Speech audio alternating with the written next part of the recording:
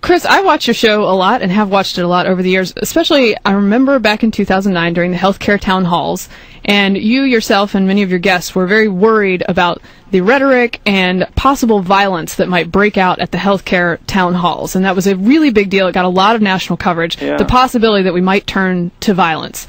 Now, when Occupy started out, I didn't hear any of the same fears, even though the rhetoric was possibly more heightened among the signage of the Occupy kids. And in several cases, there have been dead people found at Occupy camps. Yeah. There have been assaults that have happened. Did you ever watch me do a show positive about the Occupy? Did you ever see me tout them? I don't see quite the histrionics that I saw. Well, you haven't seen me advertised. You haven't seen my show. You got me confused with somebody else. I have never thought that the Occupy thing had a clear voice, had a purpose that I could grasp, except a generalized 99% to 1% argument. I never really thought they knew how to talk. Now, the people on the other side... But do you think that they posed a similar danger to what you were afraid of during the healthcare town halls of 2009, which were pretty peaceful? To be honest with you, I don't remember ever me, Chris Matthews, ever saying a word about the town halls on the right being violent. You did. You referred to a man who facetiously referred to himself as a right-wing terrorist. You said that kind of language would push us to violence of the worst kind. You didn't even want to imagine it. Okay. Well, I obviously meant it at the time. Right, so I'm just saying, it seems like this movement is at least equally scary. Mary Catherine, I call them as I see them. That's the best that anybody can do, is call them as I see them. I saw those people spitting on congressmen. I saw them yelling at them. I saw a lot of the anger in the room. I remember what happened back in '63. I remember the violence in the atmosphere. It was terrible. No. The hatred of a president personally.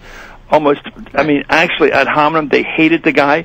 I saw that level of hatred, and I remember seeing it before. Right. Of course I'm worried about it. Why do you think we have a secret service? Why do you think they... Right. No, I agree with you. Why do you think that... If you don't think there was an honest fear of violence in that very hot period around 2010 that was real... I think you're wrong. I think there was a real fear on the part of security people that it might get out of hand. The hatred was real and palpable. Well, I feel like the assaults. I agree with you. It just felt like one side. I don't think there was a palpable security fear. Who were the Occupy people after personally?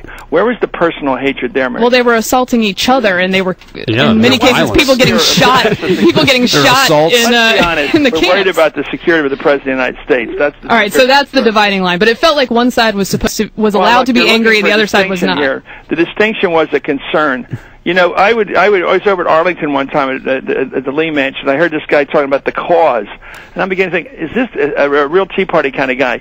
And I go, what is this, the cause? This isn't the Civil War continued, is it? Is this the great cause? There was a real level of national hatred of the president that I hadn't seen before. Certainly not under Clinton or under W. Under W, you didn't see that? Let's go get this guy. Oh, Lordy. All right, Chris, we'll leave it there. Yeah, it was there.